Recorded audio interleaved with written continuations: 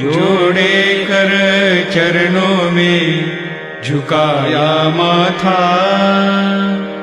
विनती मेरी सुन लो मेरे सद्गुरु नाथा। रहे ना रहे भाव तेरे चरणों में आया। कृपा दृष्टि रखना मुझ पर सद्गुरु राया।